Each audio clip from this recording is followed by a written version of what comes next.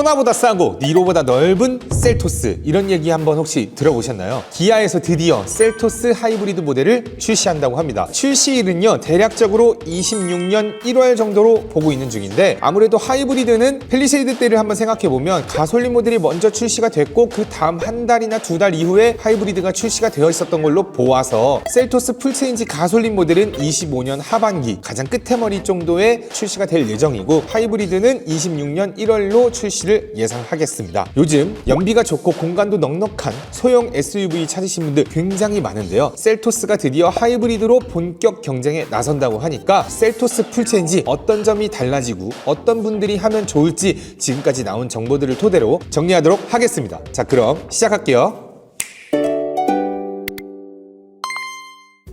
가장 중요한 건 아무래도 파워트레인이 되겠죠. 셀토스 하이브리드 같은 경우에는 니로와 코나에서 이미 검증된 1.6 하이브리드 시스템을 그대로 사용할 것으로 보입니다. 출력은 약 141마력 정도가 될 것 같고요. 복합 연비는 니로와 유사하게 20km 정도로 보고 있습니다. 여기에 기아가 자주 사용하고 있는 6단 DCT 미션이 들어가면서 연비 효율을 극대화할 것으로 보여집니다. 장거리 출퇴근하시는 분들에게는 유지비 절감 효과가 정말 클 수 있는데요, 물론 장단점이 있는데 이 부분 관련해서는 제가 뒤에 가서 또 설명드려보도록 할게요. 다음으로 주목해야 될 포인트는요, 바로 전자식 사륜 구동이 되겠습니다. 국내 소형 하이브리드 SUV 중에서는 사륜이 적용된 모델은 아직 없죠. 이번 셀토스 하이브리드 같은 경우에는 이 기능이 적용이 됩니다. 사륜이 들어가게 되면 눈길이나 빗길에서도 더 안정적으로 주행이 가능하기 때문에 눈이나 비가 많이 오는 지역에서 사시는 분들에게는 확실한 장점으로 꼽히겠습니다. 그렇다면 가격은 어떻게 될까요? 현재로서는 제가 생각했을 땐 최소 2,900에서 3,000만 원대 사이로 예상을 하고 있습니다. 이렇게 예상하는 이유로는요, 코나의 가격을 먼저 보면 1.6 가솔린 2륜 모델 기준으로 했을 때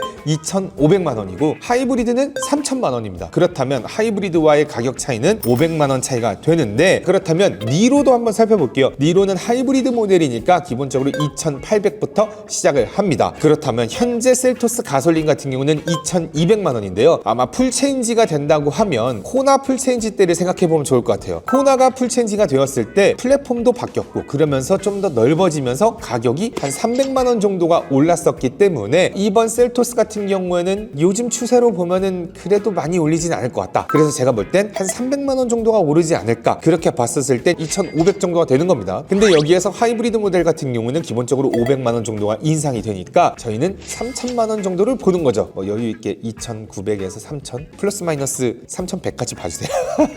니로와 비슷한 가격대거나 좀 더 높은 가격대로 형성이 될 것이다, 이렇게 보고 있는데, 그러면 실내 공간도 한번 살펴볼 건데요, 풀체인지가 된다고 했었을 때 아무래도 공간이 좀 더 여유 있게 올라가는 것을 생각해 보면 공간이 더 넓어질 것으로 예상이 됩니다. 마지막으로는 이제 가장 중요한 장단점을 봐야겠죠. 셀토스 하이브리드의 장단점은 뭐가 될까? 장점은 4가지로 구분 지어볼 수 있겠는데요. 첫 번째 장점은 연비가 우수해지겠죠. 이건 아무래도 하이브리드니까 당연히 연비가 올라간다. 두 번째 장점은요, 하이브리드로 인해서 정숙한 주행이 가능하다는 점이 되겠습니다. 전기 모터의 특유의 조용하고 정숙한 주행감은 무시할 수 없겠죠. 세 번째 장점으로는 넉넉한 공간이 되겠습니다.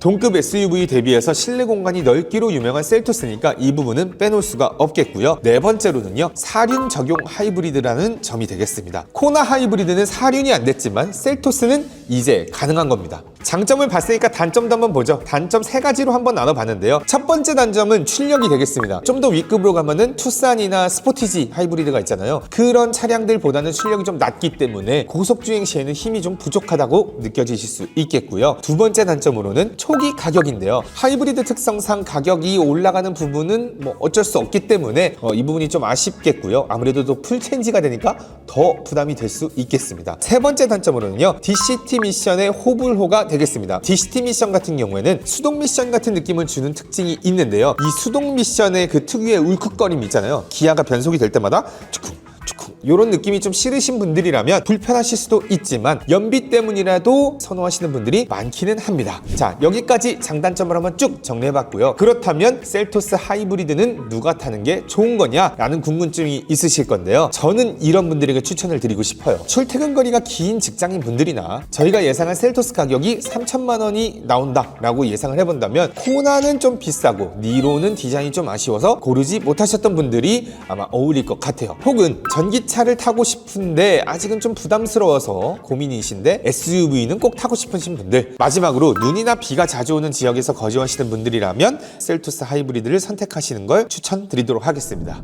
자, 이렇게 오늘은 곧 출시될 셀토스 하이브리드 모델에 대해서 정보를 한번 쭉 정리해봤는데요. 이미 디자인, 주행감, 공간 모든 방면에서 해방미인이죠. 네, 검증받은 셀토스의 하이브리드 파워트레인에 전자식 사륜구동까지 더해진다면 2026년 상반기 소형 SUV 시장의 중심 모델이 될 수 있다고 봅니다. 출시가 된다면요, 제가 바로 가격표 읽어보기랑 옵션 추천 영상도 바로바로 준비해가지고 업로드 해드릴 테니까요. 셀토스 하이브리드에 관심 있으신 분들이라면 구독과 좋아요, 알람 설정 해놓으시는 걸 추천드리겠습니다. 지금까지 복잡하고 어려운 자동차 생활에 여러분들의 편이 되어드리는 오토브라더스 김 실장이었고요.